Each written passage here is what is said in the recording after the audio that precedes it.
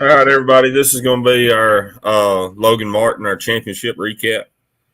We got the winning teams out of Division One and Division Two. We got Shiloh and Ryan. Both had some heck of some years fishing the trail, and we appreciate them and everybody else that showed up and supported throughout the year to make it what it was. Um, what kind of checks y'all end up cashing down there for you winnings, which was a big deal. I felt like that we was able to even put up that kind of money. Um, there was a lot of hard work put into that to try to get those payouts up. We was able to do that for Division One more so than Division Two for most of the year, but that's what we're trying to work on now. Is that way there's some guaranteed money in Division Two coming in next year. And right here down the stretch, how many teams do you have show interest in wanting to get memberships already for Division Two, to fish Division Two? Three or four. Before we even ended the championship, I'd had 5 or 6 keeps messaging wanting to pay the membership for next year, and I ain't even got membership cards yet, and they going to fish Division Two. So, but they followed. I've noticed the name probably since January, so they've been following. So I posted today that you can start paying memberships anytime. So maybe they'll contact back and go ahead and pay their membership and keep the interest. So who knows? Division Two could produce 15 boats a tournament next year. That'd be nice. I think I'm a fish Division 2 next year. No, you out of it. Only if you're my partner. And plus, last week I already had three companies calling interested in sponsoring the trail for next year, and it wasn't just wanting to do things for giveaways. It's like they wanted to do a mixture of money and merchandise. So we just always put the money in, just like ACC did. They gave rods, but they gave money to put in. So that helps because that money goes toward payouts or Angler of the Year awards and things in that nature.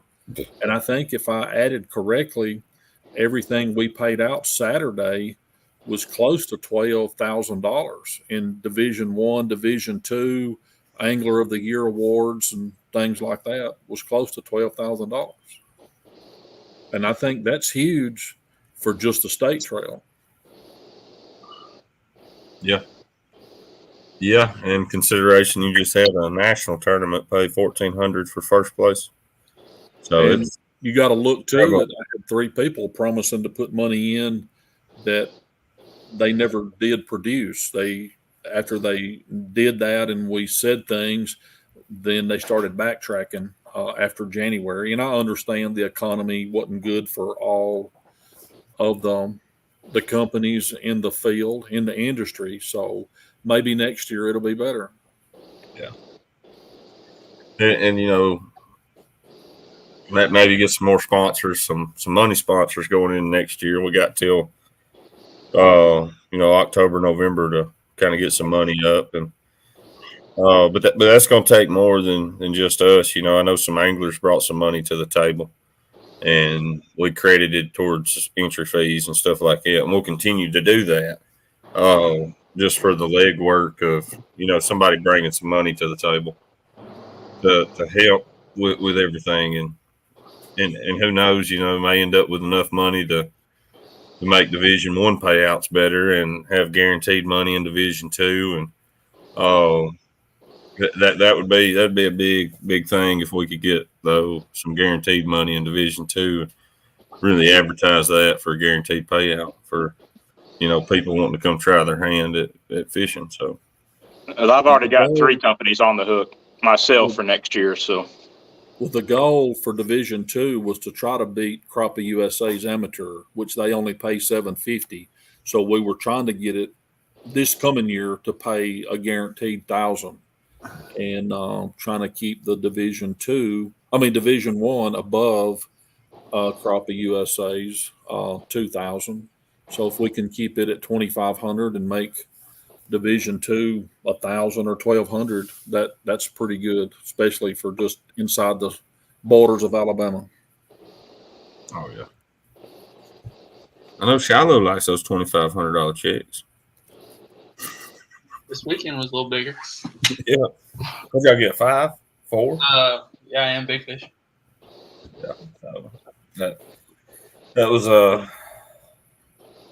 well, you know, I get Aaron got a $1,500 check for second place and $2,000 for Angler of the Year. So that was a pretty good payday for him.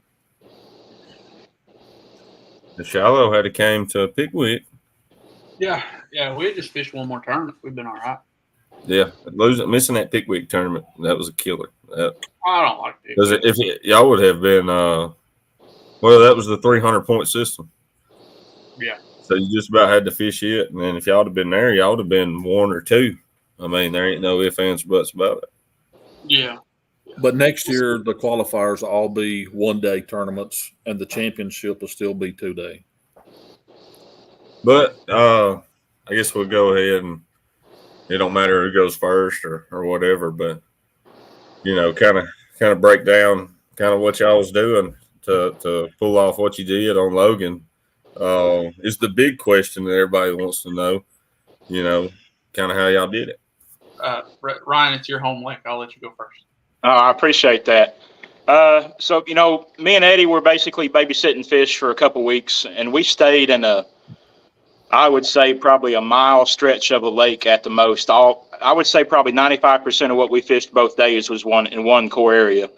And we had 3 spots picked out that we were going to pretty much hammer hard.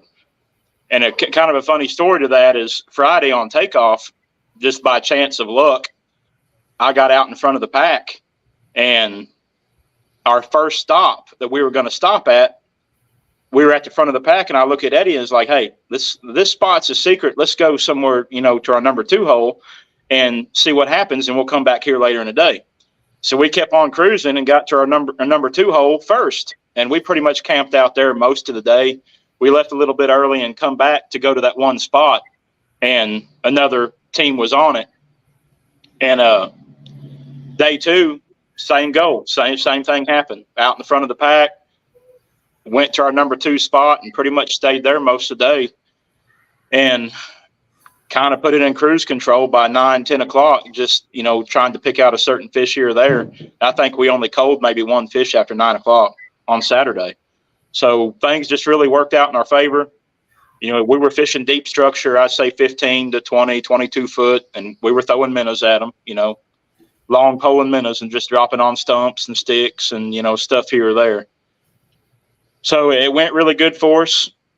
The places we were fishing, it was no secret. You know, there's been 100 tournaments won in that area. And surprisingly, we didn't see a whole lot of teams fishing that area pre-fishing. I'm not going to say they didn't. I just didn't see them. But Friday and Saturday, really nobody came in there and put any kind of pressure on us other than Jonathan Phillips. And we just stayed away from each other and done our own thing. And we stayed there both days, holding hands pretty much. So it worked out good. Just got lucky.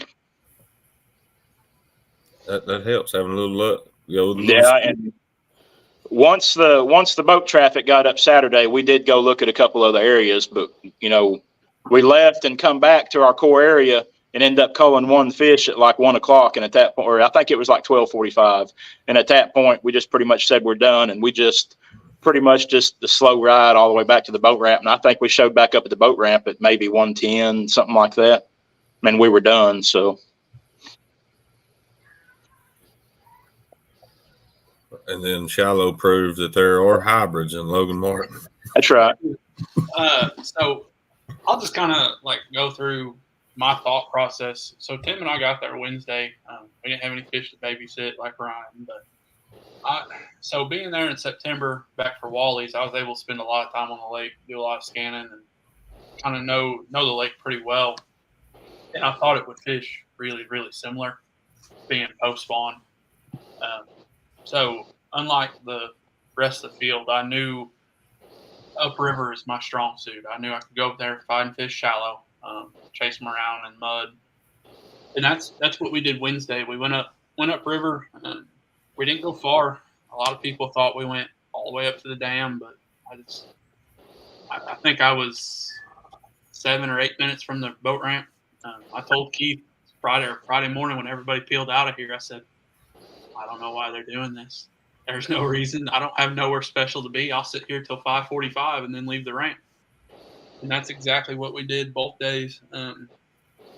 Friday we went up and first 2 hours, spent the morning chasing fish in 6 foot of water. There was a big population of shallow fish and shad in a couple different creeks, and that's what we did. And we started the morning off right with a 150 and a 156 Friday. And then I had some deep ledge stuff not too far from there. And we lucked up, and I found a hybrid hole back in September. I caught 2 hybrids off one tree, free fishing for wallies, and we went out to that tree, and lo and behold, there was a big one sitting on it Friday afternoon or mid-morning. It was 240, and then we went another 20 feet, stuck at 208 off another brush pile. So we knew that little stretch of river. We pre-fished it Wednesday.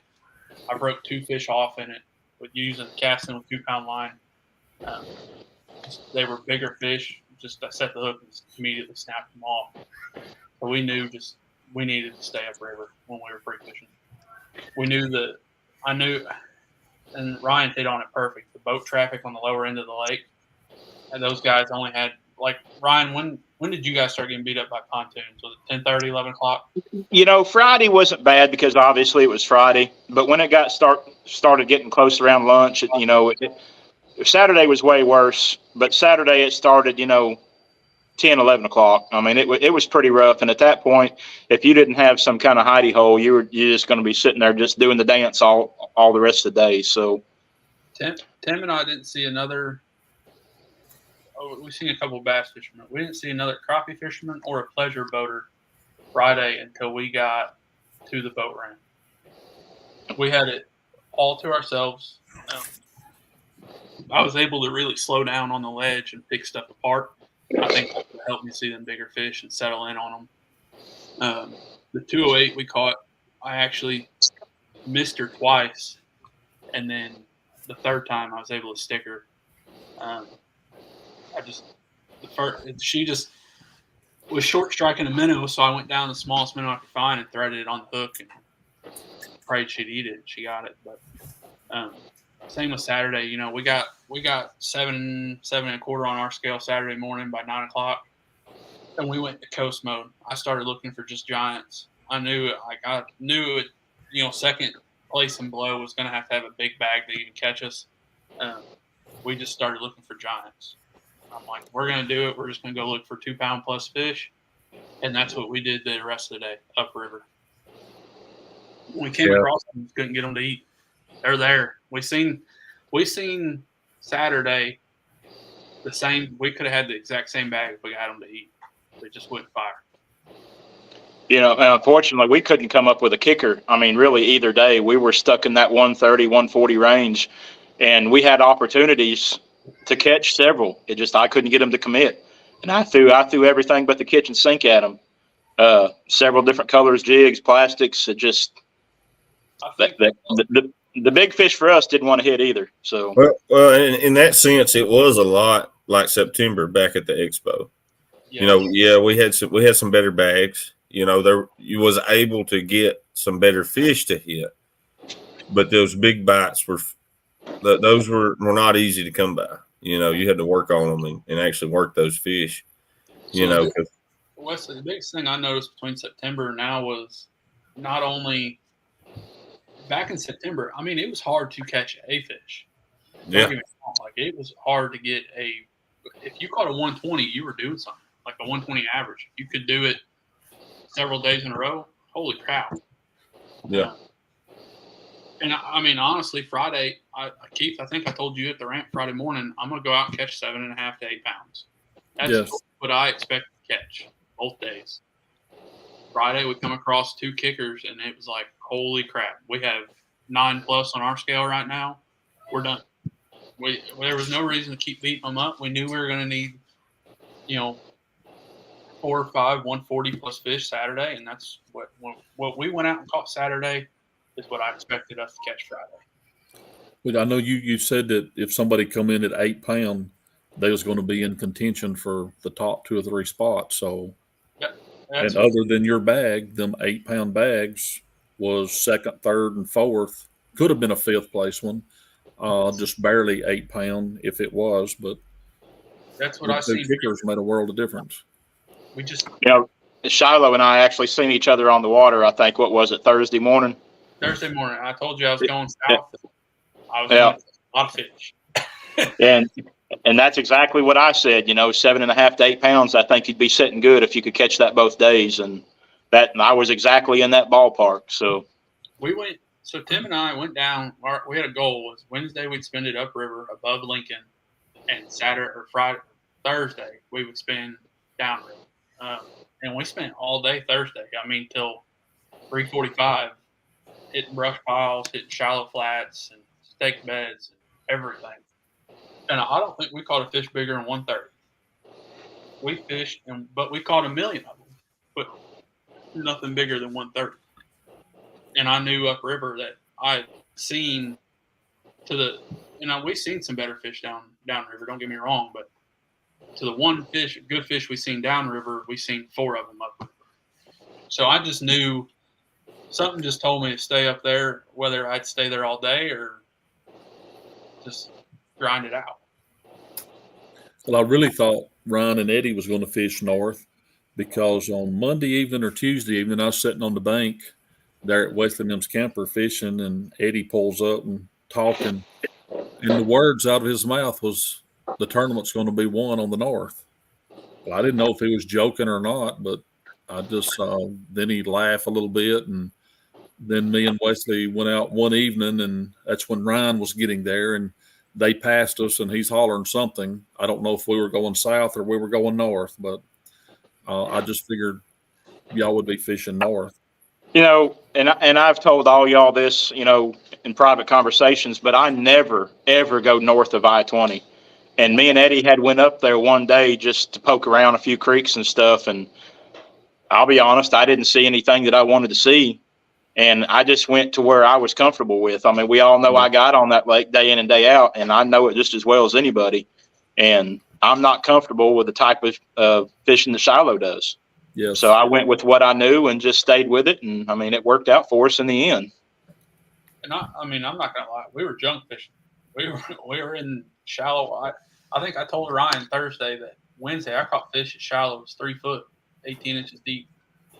And we did. We caught some 120s up that shallow. And we knew if we covered enough water up there, we'd come across the bigger fish, and we did. And I don't know if that's just my perspective, because since I've moved down here, everybody wants to go south on these lakes, especially the Coosa chain. They want to go down near the dam and catch a brush pile black crappie. I really like going north and getting in that shallow water and looking for those bigger fish that aren't being pressured by anybody. And I didn't go too far south. I did not go south of Assembly Bridge at all Friday or Saturday. I mean, I stayed between there and the boat ramp every day. Mm-hmm. Yeah, we was probably, as far as we ever went, was about 5 minutes, 7 minutes past I-20 going south. And I felt pretty comfortable. I had a core area, and I felt like if I could just pick it to death, that I could find the fish I needed. And I didn't want to, being my home lake, I didn't want to overthink it. I just wanted to concentrate on this, and that's what I stuck with, and I was going to live or die by it. So, yeah, and that's probably better than I need to go check this, I need to go check that, and then stretching yourself thin and running all over the place. There was a lot of times that I thought, if I go to the south end of the lake, I can do this or that. But in the end, I didn't feel like I was going to catch anything bigger or better than what I was catching where I was at. So I just kind of stayed in that area. Oh, I had Tim in the boat eating snacks Saturday, telling me I needed to run all over the place. We needed to go find some more fish. I'm like, man, we're good. We're good. We'll just keep looking for giants up here. Well, and that's the thing, 180 on day one, so somebody was going to have to beat you by 181 on day two, and that just was very unlikely. So, like you know, after day one, I mean, the rest of us was fishing for second. You know, at that point, and you know, and me and Aaron was within eye shot of one another, and you know, it's like we're just going to go back and we're going to do what we did on day one. And those fish was never there, you know, as far as the 2+s, you know. If you caught a 180, that was your kicker right there where we was at. I know Wednesday we seen 3 fish in that 2+ pound range upriver. 2 I know I broke off. And then tournament day, Friday, I know we seen probably we caught 2 and I seen another 5 or 6 that just come up, nip at the tail, and swim off. I chased one clear across the river Friday that just would never do anything. But Saturday they were there. They just wouldn't fire, but they weren't pulling. Made those fish. They just did not want to set up right on them stumps. And by the time they started pulling water and the current started coming through there, it was too late in the morning for them to want to bite. So did you just drop on them, or was you casting at them? I was doing a little bit of both. Both.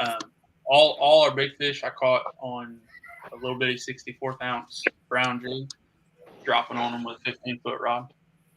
And in the mornings when they were sitting still in the morning in the creeks, and I was casting at them with just a little clear bait, just trying to get them to fire on it. Friday morning at 6:45, we had a 156 and a 150 in the boat. So I told Tim, I said, we're already an hour into this and we got 2 tournament fish. We can slow down and just really start picking stuff apart, and that's what we did. It really settled.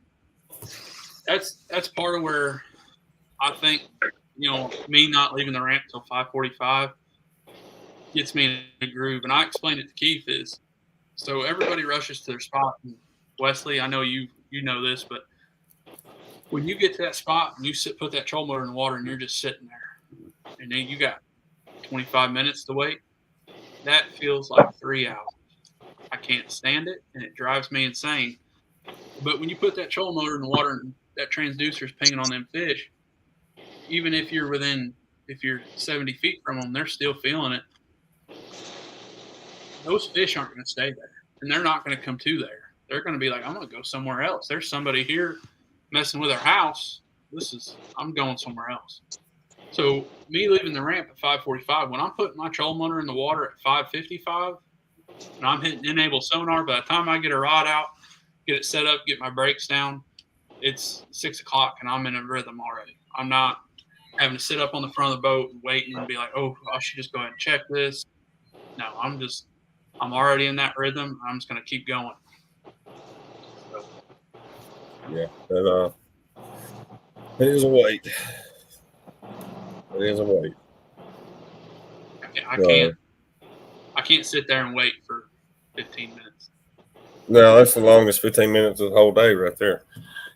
Yeah, I like being able to put that trolling motor in the water, putting it on 6, and as soon as it hits the water, being able to hit the button and going and looking for that fish to catch. Looking at that brush pile. I don't want to sit there and look at that brush pile and see 6 big ones sitting on it, and then 5 minutes watch them swim away and be like, well, time to go to spot number 2, and we never even got to fish spot number 1. Yeah. Because we spooked. No, I mean, that makes sense. So do y'all agree with me that probably the first 2 hours was very, very crucial, both mornings? Negative. You know when I caught my fish? 11:30 on the dot, both days. I hit a string of 15 to 20 minutes. That's what I was telling him, you know, when you was tuned out. I don't know why I can't catch fish early and just relax and laugh and have a good time the rest of the day. The tension started building. And it was almost, I mean, give or take a few minutes. The clock struck 11:30 on me, and I had a 10 to 15 minute window both days that I caught my bags. And as crazy as that sounds, I couldn't believe it either because I never had seen that, you know, to where I had both days now, and it was almost like clockwork. And that's why we hung in our spot on day 2 like we did, and fished that 11:30. You know, give or take, and then for 15 minutes right there, we had, you know, got 4 fish. I think I did catch a 150 at 8 o'clock Saturday morning, And then after that, I had 1-pounders, which I knew wasn't going to cut it. And then I started getting my 1.4 and another 1.5s and some 1.3s around that time. I think both days combined, I only had maybe one coal after 9 o'clock both days. So Friday we had two good fish early, and then I think the bulk of our weight, the 240, the 208, 160, and the other 150s we caught, they were. I want to say we caught. I think I caught the 240 first, and it was probably 9:15 when I caught her. And then between 9:15 and 10 o'clock, I caught the rest of them. And then Saturday, we didn't have nothing at 8 o'clock Saturday, and I pulled up. I found a tree Friday that there were so many 150s in it, you couldn't even, there was a big fish in the bottom of the pile, and I kept trying to drop down to her, and I couldn't get to her because there were so many 150s. I was letting them swim my bait out of the tree and spit it out before I would set the hook on them. So we went there about 8 o'clock Saturday morning, and I was catching this. Tim had 4 laying in the bottom of the boat. I was reeling in the 5th one, and they were all 140s. But that was the same thing. That was 8 o'clock, and I don't think we coaled one time after that Saturday. But we were looking for a giant. Yeah, my spots, which most of our pre-fishing where we found fish was between 10 and 2, and part of that was on purpose, and part of that was I didn't really want to get up early and go out there pre-fishing every day. But, so we kind of knew going into it what we had found during the week. We found it, and that was kind of on purpose because when we was down at Logan before, the high sun, I felt like was killing everybody. It was sunny every day, hot, been hot for 3 months, wasn't no water moving much. It's kind of stagnant. And so I was trying to, that was what we pre-fished for, the 10 to 2, 10 to 3. And I made my first pass Friday morning and I got antsy. It was like a graveyard. And that's what them fish was doing. They was up roaming. They was up roaming them shallow flats. And we got up there looking for them for a little bit and then made our second pass. And you could start telling those fish were on their way back, And so really on Saturday morning, we was going up in those shallow flats, just hammering it, but never really located where those fish was at, And so that's why that 11:30 ended up, for whatever reason, just seemed to be the magic moment on our spot for 2 days, and but it seemed like everybody else was early morning fishing. Yeah, I think what helped us was the big mayfly hatch. Especially there around Lincoln, there was a lot of fish up shallow in the morning chasing small bait fish that were eating mayflies. Yeah. We were fishing 6 to 7 foot of water first thing in the morning, and they were there. There was a bunch of them. But the big hybrids we caught were out in 14 foot, sitting about 8 foot deep. Both of them, exact same depth of water. They were 20 feet from each other. Yeah, we did some good throughout the week and we was actually throwing up before we seen the first mayflies, but we was using the mayfly color that that Jason ties up on those deltas. Early in the morning is when that seemed to work, and then we went to different stuff as the day went on. Actually at one point on Saturday I'm just rotating rods, rotating jigs, just trying everything we could to get something to fire, just throwing everything we had at them. It just them big bites wasn't easy to come by, So for like y'all was able to get those big enough bites, for 2 days that you needed to come away state champs. And I think Ryan said it the best, state champion, sounds pretty cool right there. That was everybody's goal going down there, to come away and figure it out for 2 days. I'm just glad that, we made it to day 2. We didn't even make it out of day 1 last time I went to Logan. So, and it's Division 2. I realize it, but the amount of pressure that I felt, just that being my home lake, it's rough. I was afraid I was going to go out there and flop. Monday, I ran a guide trip. Tuesday, I didn't even fish. Wednesday, I joked about it on Facebook, but Wednesday, me and Eddie went out and played defense and took home a couple limits. And Thursday, we was on the water for maybe 3 hours and back at the camper. So I tried not to let the pressure get to me and get in my head, and I just went with what I knew was going to work and stuck at it. So, well, this tournament was very exciting for me to sit there and weigh in and see. Y'all came in, Ryan, 4 points out of first place for Angler of the Year, and then you finished first, and Scott and Derek is at 4th. Well, that closed it to 1, and then who had the bigger bag? He had the bigger bag on. Yeah, he got me. He got me by a quarter. So on he day got 2 that point and made it go up another point. But then you got the overall and closed at a point. So basically, y'all just flip flopped those last 2 points. But it ended up 1 point, and then really Aaron wasn't in jeopardy unless something had happened. He just didn't even get to fish. But 2nd through 6th place in Division 1 was very exciting.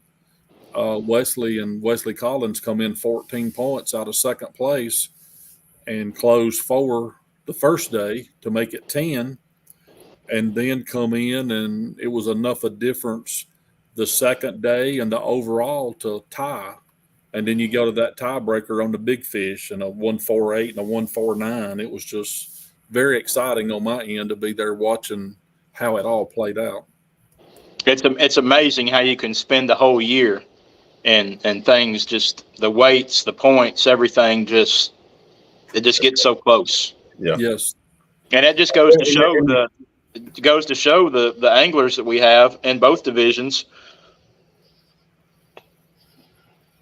There's a lot of consistency and a lot of good between the top, several teams. Yeah, and but and you made the comment about Division 2, but I mean Division 2 was competitive and there was consistency there. So it was, both divisions became very interesting as it all shook out down the stretch, and when we set up Division 2, it was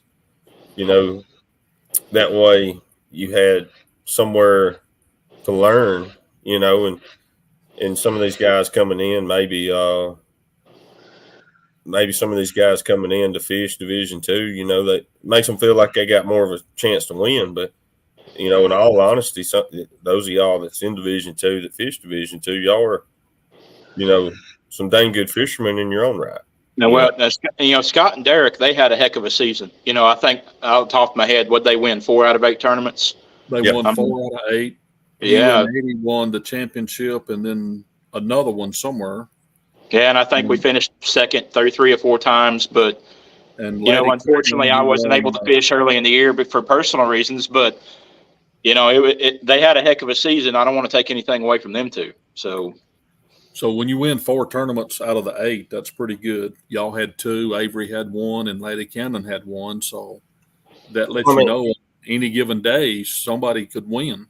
I mean, you win 4 out of 8 on any trail, whether that's not an easy thing to do, anywhere, no matter if that's your local crappie club or whatever. That's not, can't everybody be Shiloh and Aaron and just win every freaking thing and just be bull.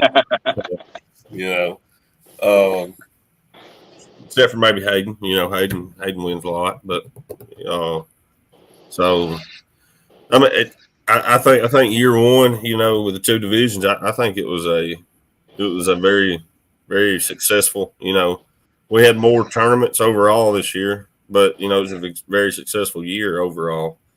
We kind of, turnout started kind of drying up on us down the stretch, whether that's teams thinking they're out of the points or just too many tournaments or getting close to that summertime fishing, and it's starting to get tougher. I don't know what really happened there, but we did lose some turnout in the last 3 in comparison. But I know Weiss, we probably would have had more, but the weatherman was calling for some bad weather down there, and it didn't actually end up happening until later on in the day. But Well, next year we hoping maybe to have 15 in Division Two, and we'd like to get back to our 20 or 25 boats in Division One because we hit that number 2 or 3 times this year. And if we can stay 20 to 25 in Division One and get closer to 15, that's going to have our numbers up overall for the tournaments that we go to. Yeah, no, I mean, so what we got? What, four tournaments booked right now? We're going to have 5. I got 4 locked in. If I don't get something locked in the next 2 days in January, I'm going to go a different route. But we're going to be announcing the dates and the months and the ones that's locked in next week.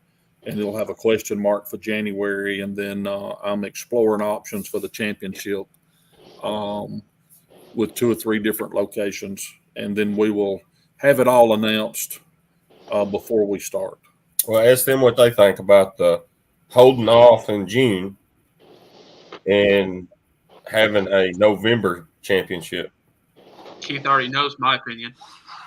Yeah. You know, I'm relatively new to the tournament fishing, but I mean, I definitely think having the championship in a colder months would be better fishing in bigger weights. I mean, let's be honest. So, you know, whether it's going to be better or not, I mean, it's going to be better. It's going to look better, but is it going to be better? Or is it going to be tougher, better? I guess if that makes sense. Like, you know, right now is a tough time to fish. Any lake you go to in Alabama. Yes. So that makes it harder on all the teams to have, you know, higher weights. So I guess it's all in what you want. Well, I personally would like a colder weather tournament. Yeah, the next season coming up, I don't know if that can happen. It's possible. But the following year, if it does happen where the championship is in November, then we'll skip December and start where everything will be in one calendar year. It might be rather 24 or 25 for next year. It might just be 26 by itself. Do your 5 qualifiers January through May, and then do the championship in November. Mm-hmm. Because we looked at doing it in September, but you seen how hard it was in at Logan in September, which you did win a tournament at Crappie USA in September at Wilson. That was luck, dude. That blind squirrel catch a nut every once in a while, and that was just out there fishing blind. And I ain't. Ryan, I'm gonna let you in on a hot tip. Scott came to me Thursday before the tournament, and he said, "I think I'm messing up going upriver." And I looked at him and just shook my head, and I said, "A lot less boat traffic up there." Yeah, you know, and he told me that, and you know, and I knew there would be a lot less traffic going up, you know, and that's why I spent one day up there poking around. That's just not my comfort zone, and I mean, I told you that over the weekend, and I need to get better at doing that type of stuff. I just wasn't comfortable with it. That lake, it's very, and Ryan, I know you see it all the time, Ryan. From I-20 north to I-20 south, they fish completely different. Yeah. I mean, it's light and day different, because you had told me you've been catching fish on brush in what, 8 to 10 foot of water, 8 to 12. Yeah. And I told you I went all the way to the back of a creek up north and was catching them in 3 foot of water, and you could catch as many eaters as you wanted. Yeah. What is 83-degree water temperature? What are they doing in 3 foot? There's nothing there for them. You know, and I know you guys. I know you guys know, but there's probably a lot of people watching or listening that don't know. But you know, the Wally Marshall tournament, I couldn't fish it for obvious reasons, their rules. So I had an opportunity to be the camera boat for that tournament, and I got to see a lot of things that I wouldn't normally see. And I got to go upriver and seen some people fishing upriver and seen some places, and I got to see people fishing some stuff out of my comfort zone, shallow water. In the end, I just wasn't comfortable with it. And I just figured I'd stick with what I knew, and I was going to live or die by it. That was us too. I mean, because when we went north, I looked where I was looking for my fish was in my comfort zone, and those fish just wasn't in my comfort zone. And so I went on. I'll give it to Hayden. Hayden done that interview.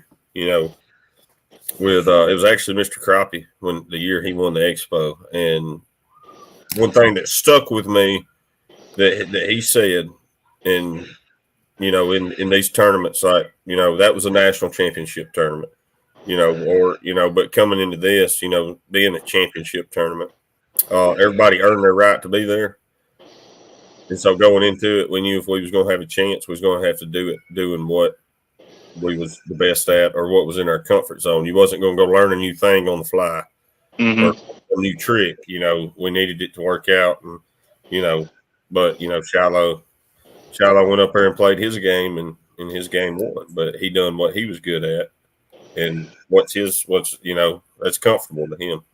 Most everybody else in the field, I think Aaron's been known to go up in shallow water at times, but outside of that, I don't really know anybody that can chase fish around quite like Shiloh can. But we are at the 41:03 mark, which we do have 18 people still watching, so they haven't left us completely. Maybe one day next week we might announce an event and stay on for just a few minutes to announce the schedule live. But me and Wesley will talk about that once I get it. And if we do that, we'll schedule something and it'll be on there, and we'll make a post, following that. That way there's a post on Facebook as well to go along with what we talk about on the live feed. And we're going to try to keep the lives going throughout the off season, and try to get some of y'all back to talk about the lakes we fished. Some of the try to bring people in, talk about their home lakes. Try to promote the host locations all the way up until we start up in November. And that will be Neely Henry. That one's locked in. Looking forward to that. I know you are too, but I'm coming for you, bud. I dropped in right first. I got a bunch of guide trips in November, but I've got like 3 days set aside just for Neely. That's my little lake there. I like that. So have you? I really like that lake. We haven't ever won or nothing down there, but I like the way it fishes. It sucks on tournament day. I'll tell you that. So did you win both tournaments both years on Neely? Y'all won the first one, and then you won this one too, did you not? Yep. I love Neely. It's a special place, and to me, it's got the best fish on the entire Coosa River, as far as size and quality or quantity. But it flip off like a light switch. I know it's done before. This past year pre-fishing, it was leading up to the tournament, I was thinking it's going to take 11 on our scale, and that's what I was going into the tournament thinking I was going to catch. And tournament day, that first 3 fish that come off the stump and looked at the bait was like, you're funny. Swam off. Had a guide trip Sunday, and we caught 4 2-pounders in the first hour. Yeah. Why they ate Sunday and not Saturday, I don't know. Yeah, I was actually joking with Shiloh over the weekend, and told Shiloh I was going to start running some guide trips on Neely, and he politely told me to stay away from there. That's his turf, bro. Hey, it's right outside my back door too. Yeah, he can come up here anytime. Neely's just, there's so many fish in that lake. Most guides this year, most guys I know stayed south on Neely, and I stayed up north there. It's just, that's what I'm comfortable teaching people how to fish is how I like to do it. And it worked. There's fish all over the lake. There really is. So you tell me if I pay another fee, you'll take me chasing shallow water fish on Neely, yeah. All right. I'll take it where the eaters are. I don't want. I just want to catch fish in shallow water. I don't any fish. Take where the eaters are. I don't want to know where the big one's at. I just want to know how to catch it. I think all spring I didn't leave on Neely. I really never left 7 foot of water. Once I started fishing Neely this spring, it was good. I ain't gonna lie to you. When I get to 7 foot of water, I hit a U-turn and go back. That's right.